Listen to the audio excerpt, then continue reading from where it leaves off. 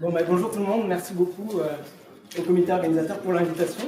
Je vais vous présenter aujourd'hui des résultats qui proviennent de travaux que j'ai faits avec notamment Guillaume Gégaud, qui est chercheur à Agriculture Canada au centre de Québec, mais aussi des résultats qui proviennent du projet AgriClimat, dont certains d'entre vous ont peut-être entendu parler déjà. On va parler de dynamique du carbone, et je vais commencer par la fin en vous disant d'avance qu'est-ce que je veux que vous reteniez de ce que je vais vous présenter. J'ai 3 messages clés que je veux que vous reteniez. Je vais essayer de vous convaincre au cours de ma présentation de ces messages-là. Première chose, c'est que c'est possible d'améliorer la dynamique du carbone dans les sols, mais c'est un travail à long terme. Le deuxième message, c'est que ça reste extrêmement difficile aujourd'hui d'analyser et de prédire la dynamique du carbone dans un sol à l'échelle d'une ferme. Donc c'est un défi, c'est pour ça qu'on a encore besoin de travailler avec des outils compliqués de recherche. Puis aujourd'hui, je vais vous montrer des résultats qui parfois vont être peut-être compliqués parce qu'il y aura beaucoup de chiffres. Et puis finalement, le dernier message, c'est plus un message de prudence. Je vous invite à être prudent et critique par rapport aux opportunités qui peuvent exister ou dont on peut vous parler par rapport au carbone des sols. Ces 3 messages-là, je vais vous les amener à travers 3 principaux points. Le premier point, c'est qu'on va revenir très rapidement sur la dynamique qu'on observe au Québec du carbone dans les sols. Ensuite, je vais vous présenter des résultats de recherche qu'on fait donc avec Guillaume sur l'impact des pratiques culturales sur la dynamique du carbone des sols. Et finalement, on finira donc par des perspectives de qu'est-ce que ça veut dire, ces dynamiques-là, quand on est dans un objectif d'agriculture bas carbone, pour ne pas parler de carboneutralité. Premier point, donc, la dynamique du carbone des sols. Martin l'a mentionné un petit peu dans sa présentation ce matin. Ici, sur la carte, vous avez donc à l'est le Québec. Vous pouvez voir que tout le Québec, selon les travaux qui ont été faits par Agriculture Canada, publiés en 2019, on est dans les couleurs orange et rouge, qui signifie que chaque année, on perd entre 0,2 et 1% de matière organique. En fait, pas de matière organique, mais du stock de matière organique de nos sols. Ça, c'est une moyenne pour le Québec. On peut constater d'ailleurs sur cette carte qu'à l'ouest du Canada, ils ont une dynamique fondamentalement différente, puisque eux, ils sont en vert, c'est-à-dire qu'ils sont en train de gagner du carbone dans leur sol. Donc on a vraiment, nous, une dynamique très différente de ce qui se passe ailleurs au Canada. Quand on a fait dans AgriClimat les bilans carbone, aujourd'hui on a 28 fermes pour lesquelles on a pu reconstituer la dynamique, comme ça a été présenté ce matin pour les exemples avec Carl. Sur nos 28 fermes, on en a 13 qui sont dans une dynamique en général de perdre du carbone, on en a à peu près 6 qui sont stables, et on en a 8 qui voient leur stock augmenter légèrement. Mais quand on fait la moyenne de tout ça, quand on fait la moyenne en fonction des superficies que ça représente, la moyenne qu'on observe, c'est une diminution chaque année de 0,25% du stock de matière organique, ce qui est complètement cohérent avec la carte que je vous ai montrée juste avant. Mais ça, quand on traduit ça dans un bilan carbone, ça revient, ça a été mentionné ce matin par Carl, à une émission, chaque hectare qu'on cultive, si elle a cette dynamique-là, c'est comme si chaque hectare émettait presque 1 tonne de CO2 dans l'atmosphère parce qu'il perd du carbone. Pour essayer de comprendre la dynamique du carbone, il faut comprendre, et puis ça a été aussi mentionné par Martin ce matin, les flux. Et les flux, ils vont être de 2 ordres. La dynamique, c'est vraiment une question d'équilibre entre des apports qui vont d'abord provenir des plantes qui vont se décomposer, qui vont avoir des racines aussi qui vont se décomposer, et puis ensuite des apports de matière organique qui sont externes, comme par exemple des fumiers que j'ai illustrés ici. Donc ça, c'est des apports, on ramène du carbone au sol, donc on vient enrichir notre sol. Mais en parallèle, on a des fameux micro-organismes qui viennent décomposer cette matière organique à travers un processus qui s'appelle la minéralisation. Et quand la minéralisation est supérieure à ce qu'on apporte, alors on perd du carbone. Si on apporte plus que le sol minéralise, alors on gagne du carbone, on est dans une dynamique de gagner du carbone. Donc si on veut éviter les pertes de carbone, on a 2 choix. D'une part, c'est peut-être même pas des choix, c'est 2 choses sur lesquelles il faut travailler en parallèle. D'une part, essayer de réduire la minéralisation. Donc là, réduire les travaux de sol, je pense que Martin en a mentionné aussi, on en a parlé un petit peu ce matin, c'est un effet pertinent, mais là, la minéralisation, ce qui nous inquiète, c'est l'effet des changements climatiques. Quand il fait plus chaud, on va avoir des sols qui vont avoir tendance à minéraliser davantage. Donc avec la hausse des températures, ça peut être défavorable. Et puis par contre, sinon l'autre axe sur lequel on peut travailler, c'est augmenter les apports de matière organique. Et là, les questions qui se posent, c'est est-ce que tous les apports de matière organique qu'on peut faire sont similaires? Est-ce que tous les sols vont réagir de la même façon à des apports de matière organique? C'est vraiment des questions compliquées. J'en viendrai donc au deuxième point de ma présentation. Vous avez compris qu'on en perd. On se questionne donc sur quelles pratiques on peut mettre en œuvre et quel est le potentiel de ces pratiques-là. Dans le cadre du laboratoire vivant d'Agriculture Canada, on a fait des diagnostics de durabilité d'entreprises agricoles, dans lesquels on a fait un bilan gaz à effet de serre et séquestration de carbone. Et on a constaté aussi, un peu comme dans les fermes agriclimat, que la majorité des entreprises perdaient du carbone. Ce qui nous a plus surpris, c'est qu'on avait dans ces entreprises-là quelques entreprises qui ont beaucoup de bonnes pratiques agro-environnementales, des engrais verts, des cultures de couverture, des apports de fumier, des rotations diversifiées, très longues, et malgré ça, ils perdaient du carbone. Donc là, c'est sûr que j'ai un exemple ici d'un producteur qui fait du maïs, du soja, des céréales, des légumes, de conserverie, qui est en semi-direct, qui apporte des lisiers et des fumiers de volaille, qui a 100% de ses sols couverts en hiver, qui a des intercalaires, etc. Donc il fait quand même beaucoup de biomasse, et malgré tout ça, il perd du carbone. Donc je peux vous dire que le producteur était surpris. Et du coup, il nous a demandé, mais est-ce qu'on est capable d'expliquer pourquoi je perds du carbone? Parce qu'avec toutes mes pratiques, je me serais attendu au moins à être stable, sinon à en séquestrer. Guillaume Gégaud d'Agriculture Canada, il développe et il utilise un modèle qui s'appelle STIX, qui est un modèle au départ français. C'est le modèle qui a été utilisé pour faire les projections d'évolution du carbone des sols en France, qui ont servi de base à l'initiative 4 pour 1000. Ce modèle-là, qu'est-ce qu'il fait? C'est qu'il va simuler dans le détail la croissance des plantes en fonction du climat, de la régie, du type de sol, et il fonctionne à pas de temps journalier, donc il a besoin de données météo quotidiennes, on a besoin de décrire le sol vraiment dans le détail, donc c'est un modèle vraiment complexe, avec beaucoup de paramètres, mais qui est quand même intéressant parce qu'il permet justement de simuler la complexité des systèmes agricoles et les interactions entre les différentes plantes qui peuvent être en même temps dans le champ, la destruction, l'enfouissement ou pas des résidus, etc. C'est un modèle qui a quand même été beaucoup travaillé à la fois au Québec et en Europe et qu'on peut utiliser pour estimer le carbone du sol. Donc ce qu'on a fait avec ce modèle-là, pour 4 producteurs de la Montérégie, on a fait des simulations de leurs pratiques actuelles et puis de rotations alternatives, des pratiques différentes qu'ils pourraient mettre en œuvre chez eux pour regarder quelle était d'abord la dynamique actuelle du carbone dans leur sol et ensuite une dynamique, s'ils mettaient en œuvre des pratiques alternatives, comment ça impacterait ça. Et donc on a fait ça avec d'abord un climat historique de 2001 à 2017 qu'on a répété pendant 100 ans. On a travaillé avec 3 types de sols, puis je vais vous montrer des résultats pour ces 3 types de sols, parce que vous allez voir que ça a beaucoup d'impact. Le premier sol sur lequel on a travaillé, c'est un sol qui est de la série Saint-Ours, qui est un limono-argileux, donc 20% d'argile, 50% de limon, qui, au jour d'aujourd'hui, donc c'est le champ d'un producteur, là il y a 4,4% de matière organique aujourd'hui dans ce champ-là, et la dynamique qu'on observe dans ce champ-là, à partir de l'historique d'analyse de sol du producteur, c'est qu'il est en train de gagner un petit peu de matière organique dans ce champ-là.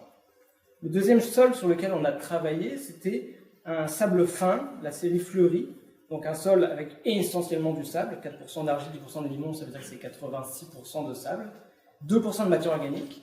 Et là, la dynamique, quand on regarde les analyses de sol, c'est que c'est un sol dans lequel on reste à peu près tout le temps à 2% de matière organique. Et puis, le dernier type de sol qu'on a utilisé, c'est encore un sol sableux, mais un sol sableux particulier puisqu'il est classé dans les sols humifères, donc c'est un sol dans lequel il y a beaucoup de matière organique, qui est probablement l'héritage de soit un ancien milieu humide, soit une forêt. Donc c'était un sol qui est très riche en matière organique, mais qui, encore une fois, a essentiellement du sable, puisqu'on a 15% d'argile et 16% de limon. Et dans ce sol-là, aujourd'hui, on est à 9% de matière organique, mais c'est un sol qui est dans une dynamique de perdre beaucoup de carbone quand on regarde l'historique d'analyse de sol. Donc ça, c'était nos trois sols avec 3 dynamiques différentes et 3 textures différentes. À partir de là, ce que je vais vous présenter, ce n'est pas exactement les pratiques d'un ou des producteurs, mais c'est plus pour vous illustrer la dynamique générale en fonction des pratiques. Là, on a pris d'abord le premier sol, qui est le sol, donc, la série Saint-Ours, le limono-argileux. Et là, on part avec la base, une rotation maïs-soya, avec des travaux de sol profonds, 20 cm, et une fertilisation uniquement minérale. Si on répète cette rotation-là, maïs-soya, puis qu'on fait des travaux de sol quasiment tous les ans, la dynamique que le modèle nous prédit, c'est une dynamique de légère diminution de la matière organique, et ça va stagner autour, donc on part de 4,4%, et on va stagner autour de 4,1%. Donc avec cette dynamique-là, on épuise d'abord encore un petit peu de carbone, puis on finit par stabiliser, nos apports, équilibre, on a la minéralisation du sol. Ensuite, on essaie de regarder si, admettons, le producteur, s'il faisait cette pratique-là, s'il passait en semi-direct, quel impact ça aurait? Si on faisait du semi-direct, ce que le modèle nous prédit, c'est une très légère augmentation après 100 ans. On regagne un petit peu de la matière organique qu'on a perdue au départ. Donc là, ce que ça illustre... Répète que c'est sur 100 ans. Oui. Le crédit de carbone, il ne rentre pas dans 10 ans. Là, hein? Voilà. Non, là on commence, malgré le passage au semi-direct, on commence par perdre de la matière organique, encore une fois parce que la minéralisation est supérieure aux apports de matière organique. Le fait qu'on arrête de travailler le sol, on voit que ça réduit un peu la minéralisation, donc ça augmente un petit peu le taux de matière organique à la fin, mais on s'entend que c'est vraiment un très très léger gain. Ensuite, on a regardé si on prend la même rotation maïs-soya, en semi-direct toujours, mais là on substitue une partie de la fertilisation minérale par des fumiers. Là, en l'occurrence, c'est des lisiers de bovins.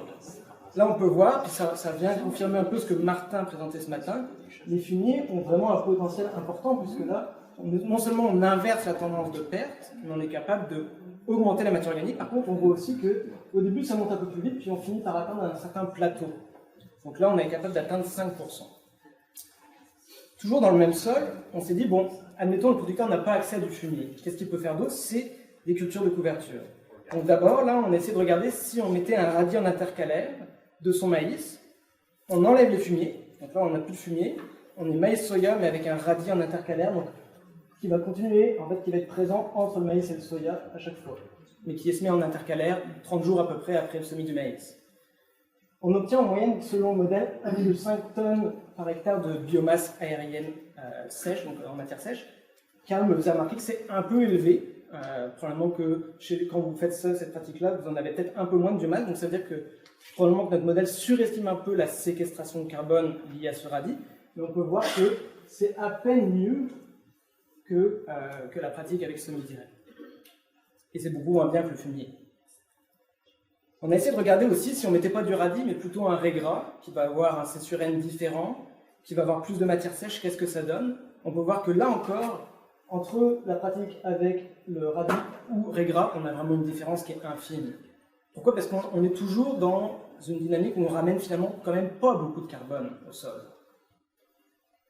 On a continué en se disant, bon, ben, si là, cette fois-ci, on complexifie la rotation, on rajoute une céréale. Donc on fait maïs-soya, avec un blé d'hiver implanté derrière le blé d'automne, implanté derrière le soya, et qu'on met un radis en intercalaire toujours. Là, on voit qu'on a quasiment un gain de matière organique qui est supérieur à ce qu'on aurait avec le fumier, mais on n'a pas de fumier. Donc, si on mettait du fumier, on l'a dit tout à l'heure, la plupart de ces pratiques-là c'est additif, là, donc probablement qu'on serait encore au-dessus. Et puis on a fini notre réflexion en essayant de combler là où on avait encore des sols à nu, donc en rajoutant ce qu'on appelait un mélange SCV, c'est-à-dire c'est un engrais vert pois radis, qui lui par contre permet d'aller chercher une bonne biomasse, donc à peu près 6 tonnes de biomasse en moyenne par hectare. Et là on voit qu'on a créé une dynamique où on est capable de quand même beaucoup augmenter la matière organique. Et là encore je vous invite à regarder l'horizon de temps dans lequel on parle, pour passer de 4,4 à 5,5, donc allez, 1,1, 1,2% de matière organique, ça a pris 50 ans. Donc c'est du long terme. Donc ça c'était pour une série de sols, qui était une série de sols argileuses, qui est, encore une fois, Martin l'a dit ce matin, les sols argileux sont plus favorables pour séquestrer du carbone, pour accumuler de la matière organique. Maintenant on avait deux autres types de sols. Là je reviens avec le point de départ, juste maïs-soya, on laboure, puis ici vous avez les trois types de sols. Le sol sableux unifère, lui on voit qu'avec un maïs-soya, on va perdre de la matière organique jusqu'à ce que ça stabilise à peu près à 7% selon le modèle. Donc on va perdre quand même beaucoup de matière organique. Dans le sol argileux, c'était ce qu'on a dit tout à l'heure. Dans le sol sableux, on voit qu'on va en perdre aussi un tout petit peu si on fait juste. Mais on va rester autour de 1,8%. Maintenant, ce qui est intéressant, c'est que si on fait notre meilleure pratique qu'on avait dans le sol limono-argileux, et qu'on applique la même pratique dans les deux autres types de sols, ben là, ce qu'on voit, c'est qu'on n'a pas du tout le même différentiel. Si vous regardez dans le sol sableux unifère, on va avoir une différence de matière organique entre la pratique faite ou pas faite de 1,2%. Alors dans le sol argileux, on était à 1,6, puis dans le sol sableux, on va gagner seulement 0,8%. Donc ce que ça montre, encore une fois, c'est qu'on ne peut pas prédire, parce qu'on met en œuvre telle pratique, de combien on va gagner, parce que ça dépend aussi du type de sol et de la capacité de notre sol à stocker le carbone sur le long terme et à le minéraliser. Maintenant, l'autre question qu'on s'est posée, c'est, là, jusqu'ici, on disait le climat n'évolue pas. Et là, vous le savez, depuis 1970, on a déjà gagné à peu près 1,5 degrés Celsius au Québec, et puis ça va continuer. Là, à Agriculture Canada, il y a un chercheur qui nous a donné des scénarios climatiques. Les scénarios climatiques, le principe, c'est quoi? C'est qu'on considère différentes trajectoires qu'on peut prendre à l'échelle planétaire en termes de concentration de CO2 dans l'atmosphère. La trajectoire verte, c'est une trajectoire où on considère que d'ici les prochaines années, on va réduire dramatiquement, de manière vraiment très importante, nos émissions de CO2 dans l'atmosphère. Donc c'est très optimiste. Il y a peu de chances que ça se produise, très honnêtement. La dynamique orange, on voit qu'on va passer à peu près de 400 parties par million à peu près 800 parties par million d'ici la fin du siècle. Ça, c'est une dynamique qui est un peu notre espoir. C'est les accords de Paris, si on y arrive, on va aller vers ça. On va quand même doubler la concentration de CO2 dans l'atmosphère. Et puis la dynamique rouge, le dernier, c'est un scénario où on attend encore 50, 60 ans avant de commencer à agir à l'échelle de la planète pour réduire les gaz à effet de serre. Donc on a ces trois trajectoires-là qui représentent un peu les possibilités vers lesquelles on peut aller dans le futur. Et ensuite, on a 5 modèles climatiques différents qu'on utilise pour un total de 15 scénarios. Ce que je veux vous montrer, c'est plus qu'est-ce que ça va avoir comme impact sur le carbone des sols. Donc là, on repart de notre meilleur scénario, c'est-à-dire on fait la totale des sols couverts tout le temps, des engrais verts, des intercalaires, dans notre meilleur sol, celui où on a le plus de potentiel d'amélioration de la situation. Ça, c'était avec le climat historique. Le climat ne change pas. Et là, ici, c'est en prenant en compte le changement climatique. Qu'est-ce que ça montre? C'est que si le climat change peu, on va avoir un différentiel d'à peu près 1,5%. C'est-à-dire que ça va monter quasiment comme avec le climat historique au début, mais ensuite, ça va se stabiliser plus bas. Ça, c'est si on est capable de ralentir beaucoup les changements climatiques. Par contre, si le climat évolue davantage, alors ça va monter au début, mais ensuite ça va redescendre parce qu'il va faire plus chaud, et donc la matière organique va minéraliser plus. Donc avec les pratiques actuelles, on ne sera pas capable de venir contrebalancer la minéralisation qui va accélérer. Et puis là, si le climat change beaucoup, le dernier scénario, là on voit qu'on va revenir à notre point de départ, c'est-à-dire qu'on va revenir à 4,4%. Ce qui milite encore plus pour dès aujourd'hui travailler pour essayer de monter notre matière organique. J'en viendrai donc à ma dernière partie, qui est qu'est-ce que ça signifie tout ça quand on est dans une perspective d'essayer d'avoir une agriculture bas carbone. Sur 50 ans, là, si on était sur la pratique maïs soja sans culture de couverture, dans le premier cas, on perdait 2,2% de matière organique, si on continue ça. Ça veut dire que chaque hectare de ce sol-là émet 36 tonnes de carbone qui va vers l'atmosphère. Quand on convertit ça en équivalent CO2, c'est 132 tonnes de CO2 équivalent qui vont vers l'atmosphère. Les autres types de sols, c'est beaucoup moins, c'est 5 tonnes de carbone et 3 tonnes de carbone sur 50 ans. Si on prend une ferme hypothétique où la ferme aurait un tiers de chaque type de sol, ça revient à avoir une dynamique, cette pratique-là, qui est équivalente à 15 tonnes perdues en moyenne. Là, je fais juste une moyenne des 3 dynamiques qu'on a vues tout à l'heure, soit chaque année 300 kg de carbone, ce qui revient à une émission de 1 tonne équivalent CO2 par hectare.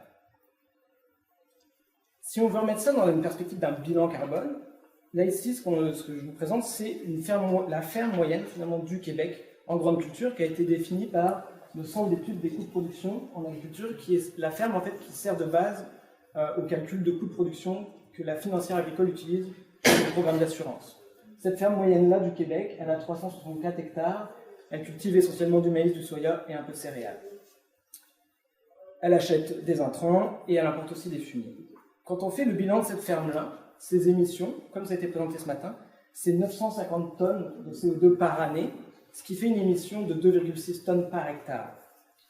Et quand on remet donc dans une logique de bilan carbone, ce qu'elle émet plus ce qu'elle perd lié à son carbone des sols, ça fait un total de 3,7 tonnes équivalent CO2 par hectare et demi, ou à peu près 1400 tonnes. Ça, c'était si elle était dans une logique maïs-soya. Pas de culture de couverture, etc. Maintenant, si on est dans une dynamique avec culture de couverture, ce qu'on voit, c'est qu'on perd 1% de matière organique au lieu de 2,2% dans le premier sol, 1,6%, on gagne 1,6%, donc là on vient d'inverser la tendance, et puis on gagne 0,8% dans le dernier type de sol. Toujours avec la même répartition, cette fois-ci on n'est plus dans une dynamique où on émet du carbone, mais on est dans une dynamique où on gagne du carbone dans le sol. Ce qui fait qu'on n'est plus dans une dynamique d'avoir une émission vers l'atmosphère, on est dans une dynamique où on séquestre du carbone, on stocke du carbone dans le sol. Et là, quand on remet à jour notre bilan, on était à 3,7 tonnes. Là, cette fois-ci, on vient soustraire 0,5 tonnes par hectare de CO2, ce qui nous fait à la fin une réduction de 43% de notre bilan carbone. Donc, par les pratiques, on a cet impact-là. Puis là, j'ai mis en italique le 2,6 d'émissions, parce que c'est par contre pas évident qu'une ferme avec des cultures de couverture maintiendrait un niveau d'émission comme ça. Parce que quand on fait des cultures de couverture, maintenant on a parlé ce matin, on a aussi potentiellement plus d'azote dans le système, on peut aussi potentiellement réduire nos apports d'engrais, et donc on peut aussi potentiellement jouer sur ce poste-là. Mais là, pour les fins de la conférence, j'ai pas touché à ça.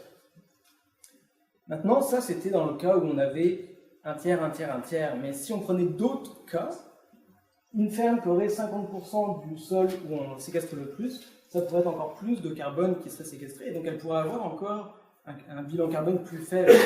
Mais inversement, une ferme qui aurait une majorité de sols unifères, même dans le cas des meilleures pratiques, elle va continuer à perdre du carbone dans les sols.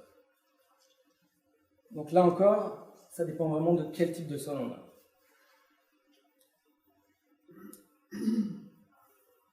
J'en viens donc à qu'est-ce que ça veut dire en termes de perspective pour une agriculture bas carbone. Je pense que vous avez vu à travers toutes les courbes que j'ai montrées, là ça faisait beaucoup de courbes, beaucoup de chiffres, vous avez vu qu'on atteint toujours un plateau. Donc, quelle que soit la pratique qu'on va mettre en œuvre, on a le potentiel d'augmenter le carbone, mais ça a une limite. Ce que ça veut dire, c'est qu'au bout d'un moment, de toute façon, le terme négatif qu'on pourrait avoir dans un bilan carbone où on stocke du carbone, ben, ce terme négatif-là va disparaître. Ça va revenir à zéro quand on arrive à l'équilibre, ça devient zéro ici. Ce qui veut dire que si on veut améliorer notre bilan carbone, ben, oui, à court terme, il faut absolument travailler là-dessus, mais il faut en parallèle aussi absolument travailler sur réduire les émissions. Le deuxième point, c'est que l'enjeu avec le stockage du carbone, c'est que c'est un processus qui est réversible. Là, j'ai considéré que les pratiques, on les mettait en œuvre en continu pendant 100 ans, mais si on met en œuvre une pratique puis qu'ensuite on l'arrête, on va le reperdre, le carbone qu'on a séquestré. Ça, c'est quand même un enjeu important. Puis le dernier point, je pense que je vous l'ai expliqué, là, mais pour moi, il y a vraiment un enjeu majeur avec tout ça. Il y a un éléphant dans la pièce, c'est les changements climatiques. C'est l'évolution du climat, qui fait en sorte que, quoi qu'on fasse, à court terme, ça va être bénéfique, mais à moyen terme, ça va être encore plus difficile de maintenir notre stock de carbone. Maintenant, par rapport au crédit carbone, parce que là, je pense que beaucoup d'entre vous en entendez parler, ça a été mentionné par Karl ce matin dans les médias, ça attire beaucoup l'attention. Aujourd'hui, à ma connaissance, il n'y a pas de protocole qui permet de venir valoriser sur un marché du carbone au Canada le carbone des sols. Il y a un projet de protocole dans le marché réglementé du Canada, mais aujourd'hui, ce n'est pas disponible. À l'échelle d'une entreprise, quand on vend un crédit, le crédit ne nous appartient plus. Ça veut dire que la réduction, le terme négatif que j'avais dans mon bilan tout à l'heure, en fait, il n'existe plus ce terme négatif-là. Le bilan carbone de la ferme revient au bilan initial. Donc ça veut dire que dans une perspective de carboneutralité de l'agriculture, on s'en éloigne à chaque fois qu'on vend notre crédit carbone. D'autant plus que ça permet à quelqu'un d'autre d'émettre en échange du crédit. Et puis évidemment, quand on pense au sol, c'est vraiment la notion de permanence. Un crédit carbone doit être, pour qu'on puisse avoir un crédit, il faut que la séquestration ou la réduction soit permanente. Et avec le carbone des sols, dans notre contexte climatique et de sol et de pratique, c'est vraiment extrêmement difficile de garantir que ce qu'on va ajouter comme carbone dans notre sol va y rester de manière permanente. Donc c'est clairement un enjeu. Puis ça amène beaucoup de questionnements pour des produits. Si vous étiez amené à vendre un crédit carbone, regardez bien toutes les petites lignes. Qu'est-ce qui se passe si le carbone finit par descendre malgré tous vos efforts? C'est quoi les implications financières dans ce cas-là? En conclusion, j'aime beaucoup cette situation-là et je trouve qu'elle s'applique beaucoup au contexte des crédits carbone. Je vous la lis. Si je vous comprends bien, nous sommes sur la bonne voie. Il est urgent d'attendre. Donc je vous remets mes 3 messages et puis je suis disponible si vous avez des questions. Ça va faire plaisir. Si je comprends bien, plus ton sol est en santé, plus le climat est favorable, plus le défi de maintenir ta matière organique est élevé. Donc, ta question c'est plus le sol est en santé, plus c'est difficile de maintenir la matière organique. Effectivement, c'est beaucoup plus facile d'augmenter la matière organique d'un sol dégradé que d'augmenter la matière organique d'un sol déjà très en santé. Parce que le sol en santé, lui, il va en détruire à mesure. Exactement. La minéralisation, en fait, plus il y a de la matière organique dans un sol, plus la quantité totale de carbone qui va minéraliser va être importante. Donc plus il va falloir rajouter du carbone dans ce sol pour maintenir le niveau. Un sol à 2% va perdre 100 kg de carbone, je dis n'importe quoi. Un sol à 5% va en perdre 500. Donc pour pouvoir maintenir le même niveau et rester stable dans le temps, il faut en rajouter beaucoup plus dans le sol à 5% que dans le sol à 2% ou 1%. Je reviens à la carte du début. La plaine du Saint-Laurent qui était rouge, puis le nord de l'Alberta qui était vert. C'est pas parce qu'ils font bien plus attention, c'est parce qu'il fait assez frais que la matière organique est assez faible. Alors, la question c'est pourquoi est-ce que dans l'Ouest ils ont une dynamique différente? Il y a plusieurs raisons, et effectivement ils ne partent pas du même point de départ. Et en plus, ils ont adopté des pratiques qui, dans leur contexte climatique, font en sorte qu'elles augmentent la quantité de carbone dans les sols, alors que les mêmes pratiques chez nous n'ont pas nécessairement cet impact-là. Donc il y a vraiment une différence de climat et de type de sol qui explique qu'il y a une réponse différente. Ce qui m'a le plus, allumé de lumière, c'est que c'est plus le protoxyde d'azote qui est la responsable de nos problèmes en agriculture. Par contre, je vois rien dans les présentations pour dire, OK, comment on contrôle notre émission de protoxyde d'azote? Y a-t-il un cycle là-dedans qu'on pourrait intervenir puis essayer de diminuer l'émission ou essayer de le capter? Ou, quand on parle quasiment du 265 à 1, on dirait qu'on se focus beaucoup sur le carbone à 1 puis qu'on laisse tomber de N2O à 265. Pourquoi? On a quand même beaucoup de connaissances sur le protoxyde d'azote. Ce qui est compliqué, c'est que le protoxyde d'azote, on gère un risque. Ce n'est pas un gaz qui est émis comme le méthane ou comme d'autres gaz à effet de serre de manière systématique. On va avoir une émission de protoxyde d'azote quand on a des sols avec des nitrates et une condition anaérobie. Et ça va se produire à la fin de la neige, souvent, mais aussi, par exemple, après un apport d'engrais, s'il y a une pluie importante et qu'on a un sol qui a de la difficulté à se ressuyer. Donc, quand on comprend comment ça se crée, le protoxyde d'azote, on peut jouer, par exemple, tout ce que vous faites pour améliorer la santé des sols, améliorer l'infiltration de l'eau. Mathématiquement, ça réduit le risque d'émettre du protoxyde d'azote. Donc, en fait, on a des leviers pour travailler là-dessus. Les engrais verts c'en est d'autres, avec des nuances, suivant le type d'engrais vert, suivant la façon dont on gère, Mais c'est ça, on a de plus en plus de connaissances, mais ce qui est compliqué, c'est qu'on gère un risque. Merci de la présentation, c'est vraiment riche. J'arrive de France, j'ai rencontré Francis Bucaille, qui est le président de l'entreprise Galiago, qui est une des plus grandes entreprises qui donne des contrats aux agriculteurs dans ce milieu du carbone. Je fais des amendements de champignons, d'ananas. Je vais le faire venir, ça va être un bon conférencier à faire venir éventuellement. Il me disait, j'ai un bug avec ma business. Il dit, sur des contrats de 5 ans, il dit, la variabilité d'analyse d'échantillonnage est plus grande que le potentiel de gain. Ah oui, mais... Okay. Fait que, tu sais, moi, ma question, je me demande, quand on focus avec le taux de matière organique dans nos sols, on se trompe-tu comme cadran dans notre dashboard, dans notre pilotage de ferme? Moi je pense qu'on se trompe. Parce que pour moi, c'est plus mesurer la qualité d'un flux global, okay, dans la relation je donne et je prends avec la nature, que parce que c'est peut-être le bénéfice. Le taux de matière organique qui augmente, c'est un bénéfice à long terme, mais c'est tellement dur à calculer. Ça prend des grosses lunettes. Les lunettes à court terme sont difficiles à calibrer, c'est ma perspective. Puis est-ce qu'il n'y aurait pas d'autres méthodologies qu'on pourrait développer? Il n'y a aucun indicateur qui est parfait. C'est certain que mesurer le carbone des sols, c'est extrêmement difficile parce que c'est très variable dans le temps et dans l'espace.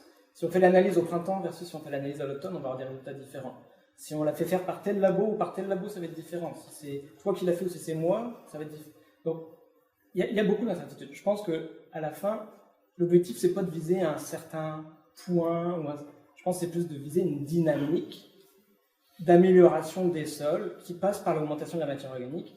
Puis ça peut être pour un objectif de bilan carbone, mais je pense que c'était toi, Karl, qui l'a amené ce matin, que faut pas regarder juste ça à travers le bilan carbone, il faut regarder ça à travers la santé du sol, la résilience du système face à l'évolution du climat, tous les impacts que ça a, biodiversité et autres.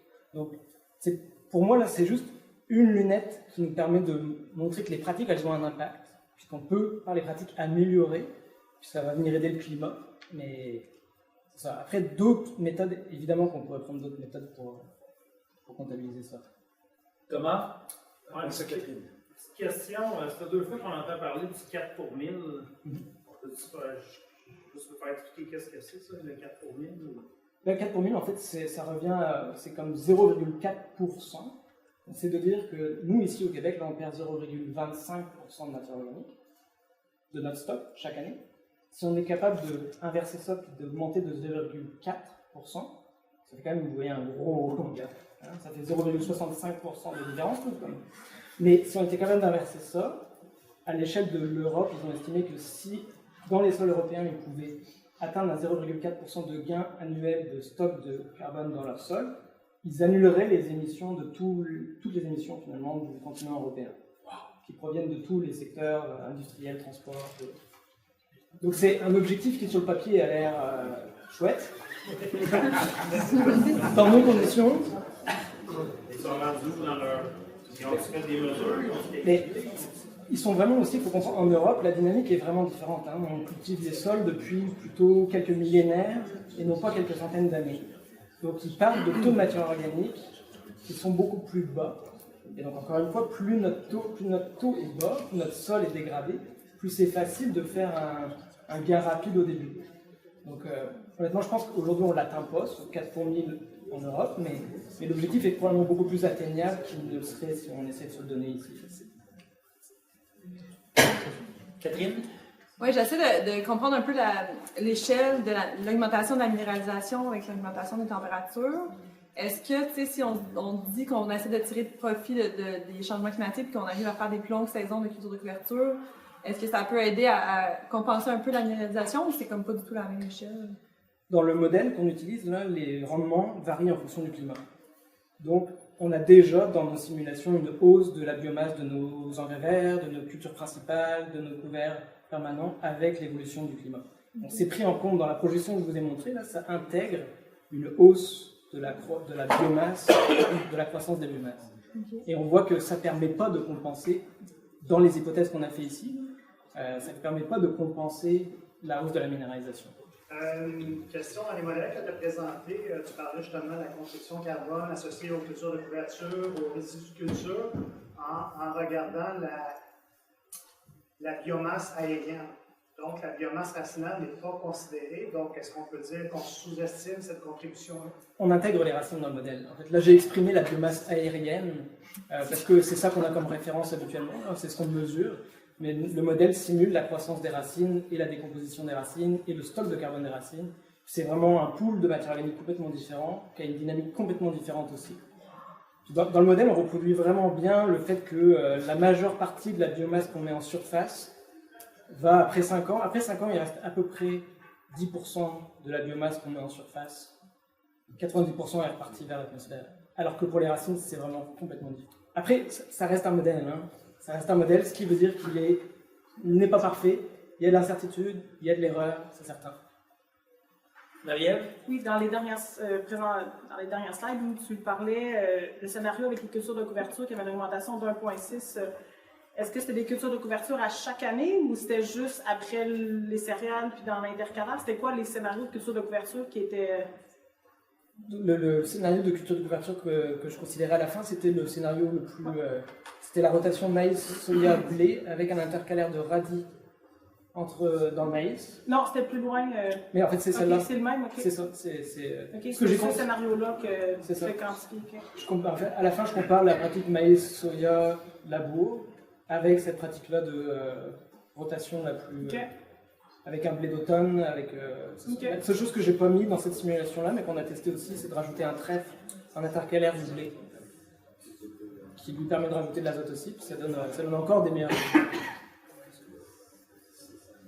Dans les médias, puis on pourrait dire les gens, les urbains, il y a une vision de dire si on était vegan, si on sortait les animaux, on arrête de consommer la viande. Donc, ça veut dire aussi qu'on arrête de mettre des fumiers qui nous aident à des stocks de carbone, mais un scénario de manger de la viande une fois par semaine plutôt que d'enlever une journée de viande, est-ce qu'on règle le problème du climat? Parce qu'on a cette pression-là.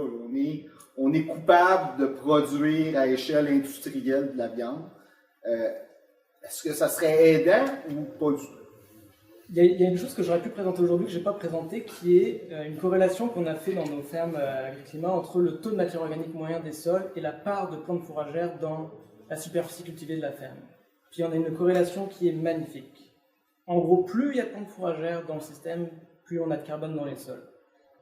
Et ça ne nous dit rien de la dynamique, mais ça nous dit le stock actuel de matière organique dans le sol de la ferme. Je pense que ça a été démontré quand même au Canada, dans nos conditions. Arrêter de faire des prairies, c'est une énorme perte de carbone. Si demain on arrête d'avoir des animaux d'élevage qui sont capables de manger des plantes fourragères, on va diminuer beaucoup la superficie en plantes fourragères et on va réémettre vers l'atmosphère énormément de carbone.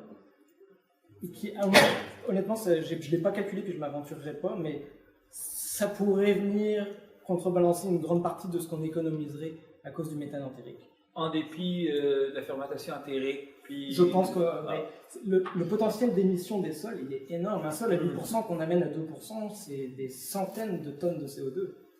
Donc on est mieux de garder notre 8% de matière organique, et la seule façon qu'on a de le garder, c'est d'avoir des plantes pérennes.